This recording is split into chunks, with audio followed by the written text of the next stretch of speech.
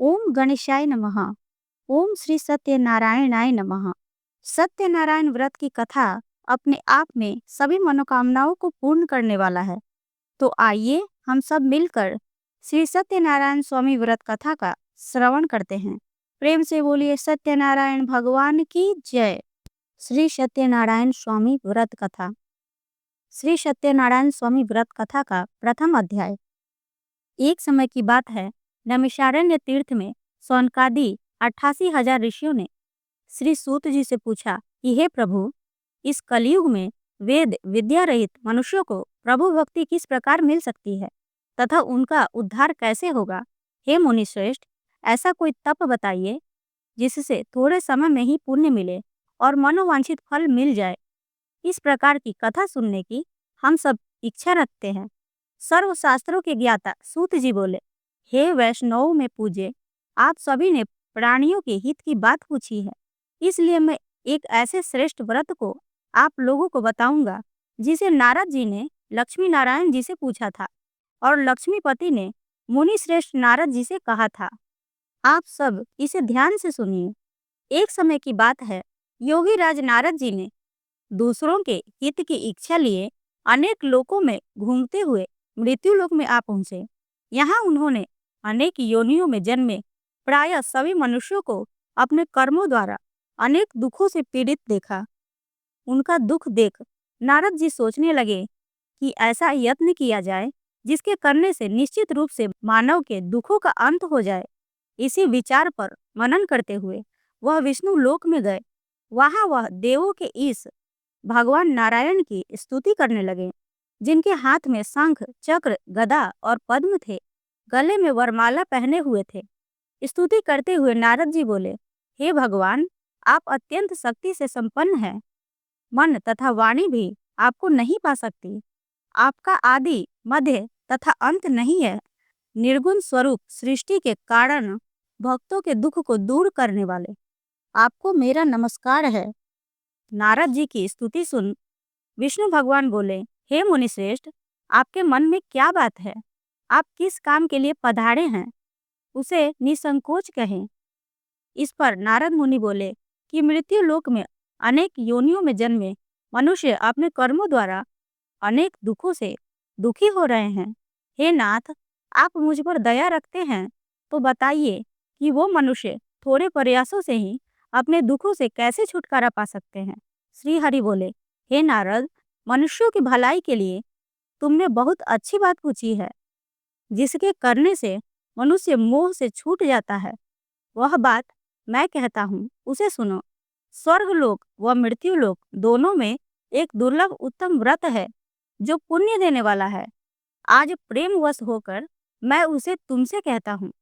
श्री सत्यनारायण भगवान का यह व्रत अच्छी तरह विधान पूर्वक करके मनुष्य तुरंत ही यहाँ सुख भोग कर मरने पर मोक्ष को पाता है।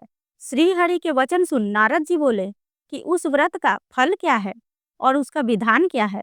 यह व्रत किसने किया था? इस व्रत को किस दिन करना चाहिए? सभी कुछ विस्तार से बताइए। नारद जी की बात सुनकर श्री हरि बोले, दुख व सुख को दूर करने वाला यह व्रत सभी स्थानों पर विजय दिलाने वाला है।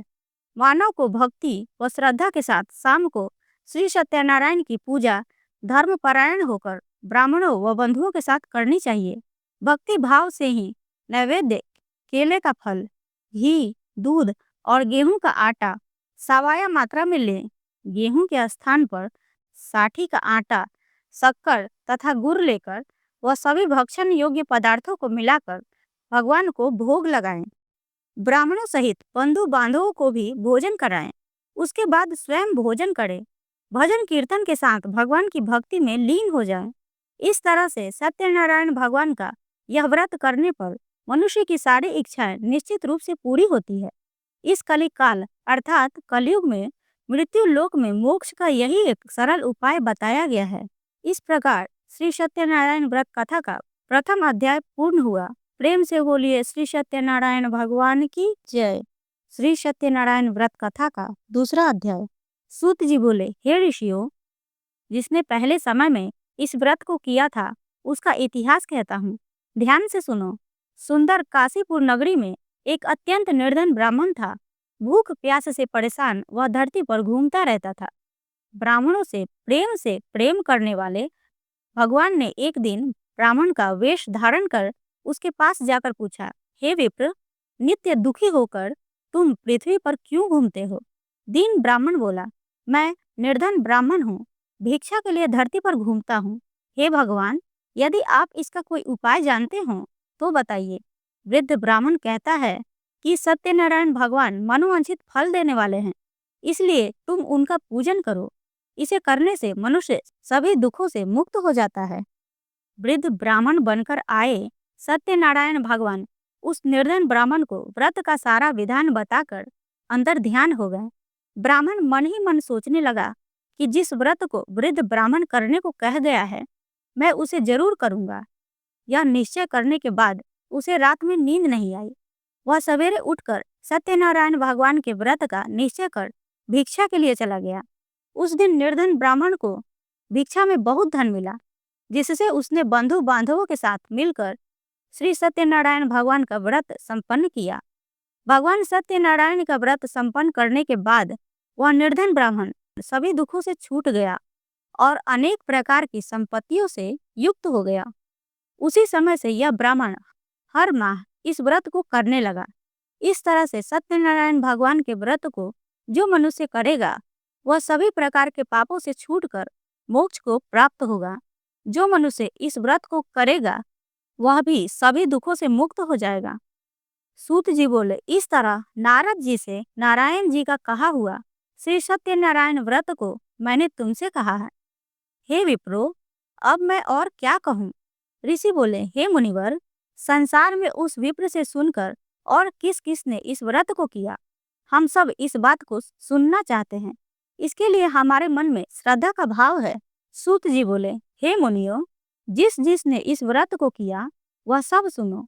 एक समय वही विप्र धन व ऐश्वर्य के अनुसार अपने बंधु बांधवों के साथ इस व्रत को करने को तैयार हुआ। उसी समय एक लकड़ी बेचने वाला बूढ़ा आदमी आया और लकड़ियां बाहर रखकर अंदर ब्राह्मण के घर में गया। प्यास से दुखी वह लकड़हारा उनको व्रत करते देख विप्र को नमस्कार कर पूछने लगा कि आप यह क्या कर रहे हैं तथा इसे करने से क्या फल मिलेगा, कृपया मुझे भी बताएं। ब्राह्मण ने कहा कि सब मनोकामनाओं को पूरा करने वाला यह सत्यनारायण भगवान का व्रत है। इसकी कृपा से ही मेरे घर में धन्य धान्य आदि की वृद्धि हुई है। विप्र से सत्यनारायण व्रत के बारे में जानकर लकड़हारा बहुत प्रसन्न हुआ। चरणामृत लेकर वो प्रसाद खाने के बाद वह अपने घर गया। लकड़हारे ने अपने मन में संकल्प किया कि आज लकड़ी बेचने से जो धन मिलेगा उसी से श्री सत्यनारायण भगवान का उत्तम व्रत करूंगा। मन में इस विचार को ले बूढ़ा आदमी सिर पर लकड़ियां रखकर नगर में बेचने गया। जहां धनी लोग ज्यादा रहते थे, उस नगर में उसे अपनी लकड़ियों का दाम पहले से 4 गुना अधिक मिलता है। बूढ़ा प्रसन्नता के साथ दाम लेकर केले, शक्कर, घी, दूध, दही और गेहूं का आटा ले और सत्यनारायण भगवान के व्रत की अन्य सामग्रियां लेकर अपने घर गया। वहां उसने अपने बंधु बांधवों को बुलाकर विधि विधान से सत्यनारायण भगवान का पूजन और व्रत किया। इस व्रत के प्रभाव से वह बूढ़ा लकड़हारा धन, पुत्र आदि से युक्त होकर संसार के समस्त सुख भोग अंत काल में वैकुंठ धाम चला गया। इस प्रकार श्री सत्यनारायण स्वामी व्रत कथा का दूसरा अध्याय पूर्ण हुआ। प्रेम से बोलिए श्री सत्यनारायण भगवान की जय। श्री सत्यनारायण व्रत कथा का तीसरा अध्याय। सूत जी बोले, हे मुनियों, अब आगे की कथा कहता हूँ। पहले समय में उल्कामुख नाम का एक बुद्धिमान राजा था। वह सत्य वक्ता और जितेंद्रिय था। प्रतिदिन देव स्थानों पर जाता और निर्धनों को धन देकर उनके कष्ट दूर करता था। उसकी पत्नी कमल के समान मुख वाली तथा सती साध्वी थी। भद्रशील नदी के तट पर उन दोनों ने श्री सत्यनारायण भगवान का व्रत किया। उसी समय साधु नाम का एक वैश्य आया। उसके पास व्यापार करने के लिए बहुत सा धन भी था। राजा को व्रत करते देख वह विनय के साथ पूछने लगा, हे राजन, भक्ति भाव से पूर्ण होकर आप यह क्या कर रहे हैं? मैं सुनने की इच्छा रखता हूँ। सो आप मुझे बताएं। राजा बोला, हे साधु, अपने बंधु बांधवों के साथ पुत्र आदि की प्राप्ति के लिए एक महाशक्तिमान श्री सत्यनारायण भगवान का व्रत व पूजन कर रहा हूँ। राजा के वचन सुन साधु आदर से बोला, हे राजन, मुझे इस व्रत का सारा विधान कहिए। आपके कथनानुसार मैं भी इस व्रत को करूंगा। मेरी भी संतान नहीं है और इस व्रत को करने से निश्चित रूप से मुझे संतान की प्राप्ति होगी। राजा से व्रत का सारा विधान सुन व्यापार से निर्वृत्त हो वह अपने घर गया। साधु वैश्य ने अपनी पत्नी को संतान देने वाले इस व्रत का वर्णन कह सुनाया और कहा कि जब मेरी संतान होगी तब मैं इस व्रत को करूंगा। साधु ने इस तरह के वचन अपनी पत्नी लीलावती से कहे। एक दिन लीलावती पति के साथ आनंदित हो सांसारिक धर्म में प्रवृत्त होकर सत्यनारायण भगवान की कृपा से गर्भवती हो गई। 10वें महीने में उसके गर्भ से एक सुंदर कन्या ने जन्म लिया। दिनों दिन वह ऐसे बढ़ने लगी जैसे कि शुक्ल पक्ष का चंद्रमा बढ़ता है। माता पिता ने अपनी कन्या का नाम कलावती रखा। एक दिन लीलावती ने मीठे शब्दों में अपने पति को याद दिलाया कि आपने सत्यनारायण भगवान के जिस व्रत को करने का संकल्प किया था उसे करने का समय आ गया है। आप इस व्रत को करिए। साधु बोला कि हे प्रिय, इस व्रत को मैं उसके विवाह पर करूंगा। इस प्रकार उसकी पत्नी को आश्वासन देकर वह नगर को चला गया। कलावती पिता के घर में रह दिनों दिन बड़ी होने लगी। साधु ने एक बार नगर में अपनी कन्या को सखियों के साथ देखा तो तुरंत ही दूत को बुलाया और कहा कि मेरी कन्या के योग्य वर देखकर आओ। साधु की बात सुनकर दूत कंचन नगर में पहुंचा और वहां देखभाल कर लड़की के सुयोग्य वणिक पुत्र को ले आया। सुयोग्य लड़के को देख साधु ने बंधु बांधवों को बुलाकर अपनी पुत्री का विवाह कर दिया। लेकिन दुर्भाग्य की बात ये कि साधु ने अभी भी श्री सत्यनारायण भगवान का व्रत नहीं किया। इस पर श्री भगवान क्रोधित हो गए और श्राप दिया कि साधु को अत्यंत दुख मिले। अपने कार्य में कुशल साधु बनिया जमाई को लेकर समुद्र के पास स्थित होकर रत्नासारपुर नगर में गया। वहां जाकर दामाद ससुर दोनों मिलकर चंद्रकेतु राजा के नगर में व्यापार करने लगे। एक दिन भगवान सत्यनारायण की माया से एक चोर राजा का धन चुराकर भाग रहा था। उसने राजा के सिपाहियों को अपना पीछा करते देख चुराया हुआ धन वहां रख दिया जहां साधु अपने जमाई के साथ ठहरा हुआ था। राजा के सिपाहियों ने साधु वैश्य के पास राजा का धन पड़ा देखा तो वह ससुर जमाई दोनों को बांधकर प्रसन्नता से राजा के पास ले गए और कहा कि उन दोनों चोरों को हम पकड़ लाए हैं, आप आगे की कार्यवाही की आज्ञा दें। राजा की आज्ञा से उन दोनों को कठिन कारावास में डाल दिया गया और उसका सारा धन भी उनसे छीन लिया गया। श्री सत्यनारायण भगवान के श्राप से साधु की पत्नी भी बहुत दुखी हुई। घर में जो धन रखा था उसे चोर चुरा ले गए। शारीरिक तथा मानसिक पीड़ा व भूख प्यास से अति दुखी हो अन्न की चिंता में कलावती एक ब्राह्मण के घर गई। वहां उसने श्री सत्यनारायण भगवान का व्रत होते देखा, फिर कथा भी सुनी और वह प्रसाद ग्रहण कर रात को घर वापस आई। माता ने कलावती से पूछा कि हे पुत्री, अब तक तुम कहाँ थी? तेरे मन में क्या है? कलावती ने अपनी माता से कहा, हे माता, मैंने एक ब्राह्मण के घर में श्री सत्यनारायण भगवान का व्रत होते देखा है। कन्या के वचन सुन लीलावती भगवान के पूजन की तैयारी करने लगी। लीलावती ने परिवार व बंधुओं सहित सत्यनारायण भगवान का पूजन किया और उनसे वर मांगा कि मेरे पति तथा जमाई शीघ्र घर आ जाए। साथ ही यह भी प्रार्थना की कि हम सब का अपराध क्षमा करें। श्री सत्यनारायण भगवान इस व्रत से संतुष्ट हो गए और राजा चंद्रकेतु को सपने में दर्शन देकर कहा, हे राजन, तुम उन दोनों वैश्यों को छोड़ दो और तुमने उनका जो धन लिया है उसे वापस कर दो। अगर तुमने ऐसा नहीं किया तो मैं तुम्हारा धन, राज्य व संतान सभी को नष्ट कर दूंगा। राजा को यह सब कहकर भगवान अंतर्ध्यान हो गए। प्रातःकाल सभा में राजा ने अपना सपना सुनाया, फिर बोले कि बणिक पुत्रों को कैद से मुक्त कर सभा में लाओ। दोनों ने आते ही राजा को प्रणाम किया। राजा मीठी वाणी में बोला, हे महानुभाव, दुर्भाग्यवश ऐसा कठिन दुख तुम्हें प्राप्त हुआ, लेकिन अब तुम्हें कोई भय नहीं है। ऐसा कह राजा ने उन दोनों को नए वस्त्र आभूषण भी पहनाए और जितना धन उनका लिया था उससे दुगना धन वापस कर दिया। दोनों वैश्य अपने घर को चल दिए। इस प्रकार श्री सत्यनारायण व्रत कथा का तीसरा अध्याय पूर्ण हुआ। प्रेम से बोलिए श्री सत्यनारायण भगवान की जय। श्री सत्यनारायण व्रत कथा का चौथा अध्याय। सूत जी बोले, वैश्य ने मंगलाचार कर अपनी यात्रा आरंभ की और अपने नगर की ओर चल दिए। उनके थोड़ी दूर जाने पर एक दंडी वेशधारी श्री सत्यनारायण ने उनसे पूछा, हे साधु, तेरी नाव में क्या है? अभिवाणी वणिक हंसता हुआ बोला, हे दंडी, आप क्यों पूछते हो? क्या धन लेने की इच्छा है? मेरी नाव में तो बेल व पत्ते भरे हुए हैं।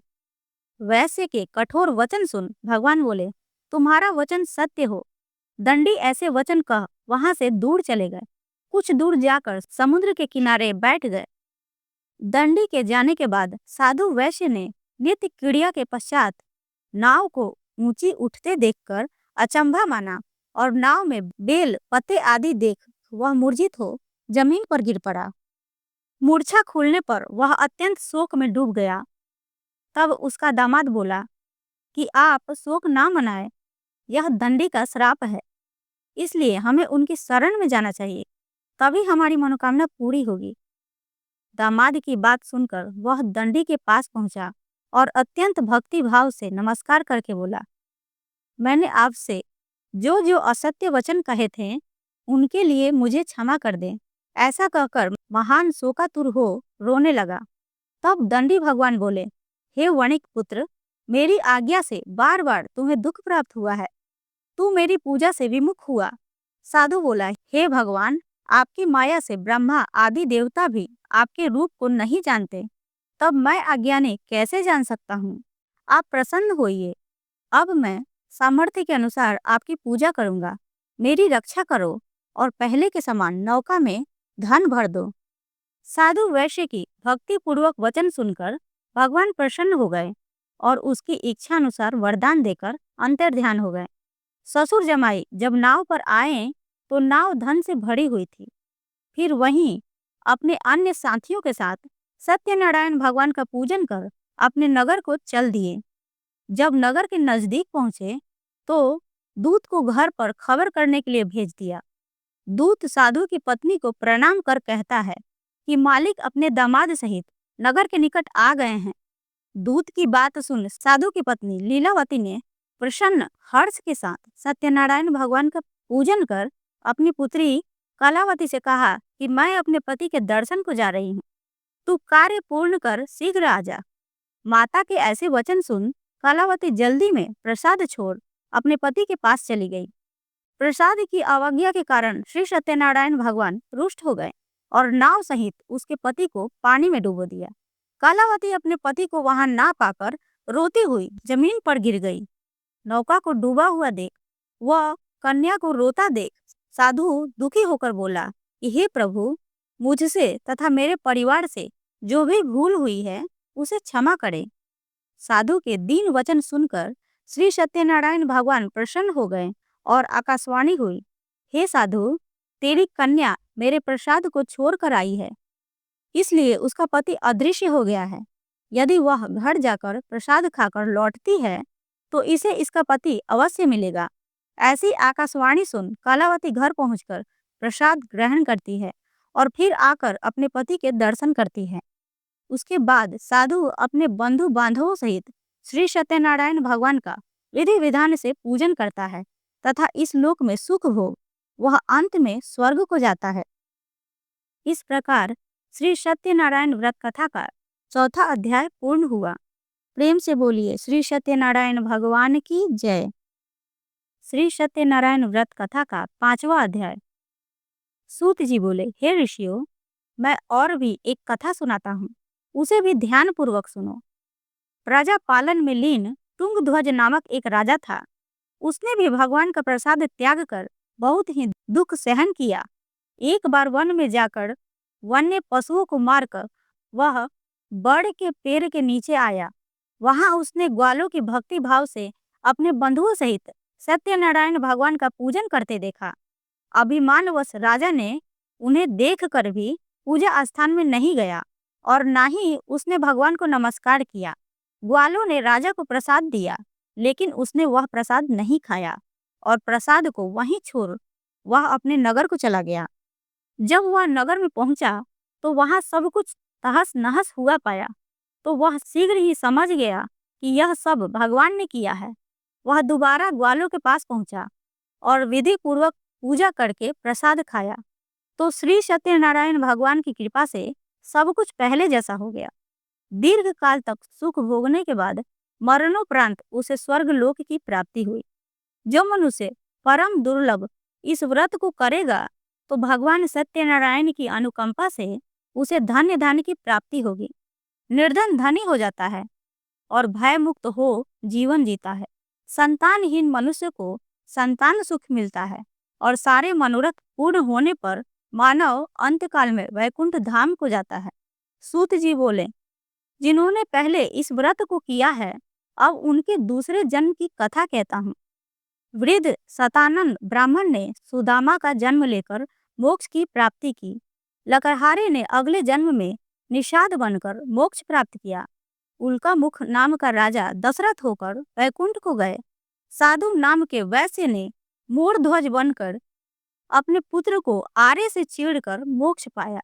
महाराज तुंग ध्वज ने स्वयंभू होकर भगवान में भक्ति युक्त हो कर्म कर मोक्ष पाया। इस प्रकार श्री सत्यनारायण व्रत कथा का 5वां अध्याय संपूर्ण हुआ। प्रेम से बोलिए श्री सत्यनारायण भगवान की जय। लक्ष्मी नारायण भगवान की जय।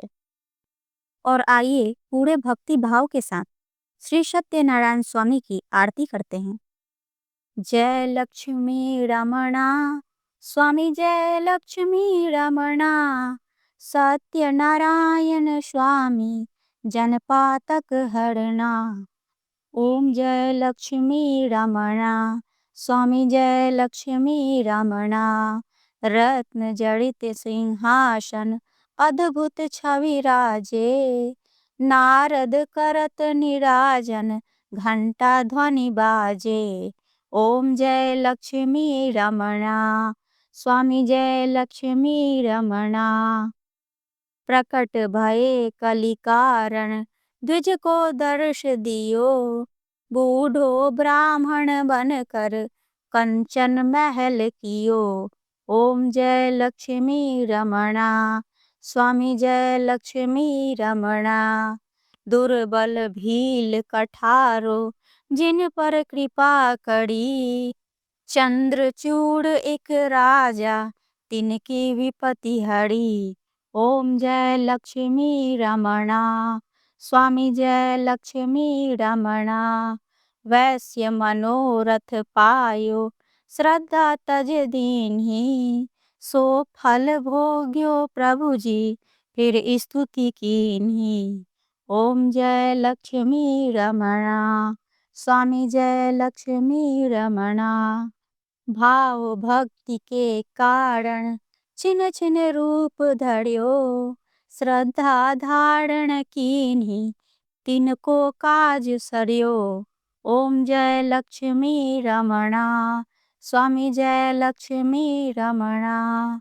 ग्वाल बाल संग राजा वन में भक्ति करी। मन वांछित फल दीनो दीन दयाल हरि। ओम जय लक्ष्मी रमणा स्वामी, जय लक्ष्मी रमणा। चढ़त प्रसाद सवायो कदली फल मेवा। धूप दीप तुलसी से राजी सत्य देवा। ओम जय लक्ष्मी रमणा स्वामी, जय लक्ष्मी रमणा। श्री सत्यनारायण जी की आरती जो कोई नर गावे। रिद्धि सिद्धि सुख संपत्ति सहज रूप पावे। ओम जय लक्ष्मी रमणा स्वामी, जय लक्ष्मी रमणा। सत्यनारायण स्वामी जन पातक हरना। ओम जय लक्ष्मी रमणा। स्वामी जय लक्ष्मी रमणा। प्रेम से बोलिए श्री सत्यनारायण भगवान की जय। तो आशा करती हूँ कि आप सबको यह वीडियो पसंद आई होगी। अगर आप सबको यह वीडियो पसंद आई हो तो वीडियो को लाइक करें, शेयर करें, चैनल को सब्सक्राइब करें। धन्यवाद।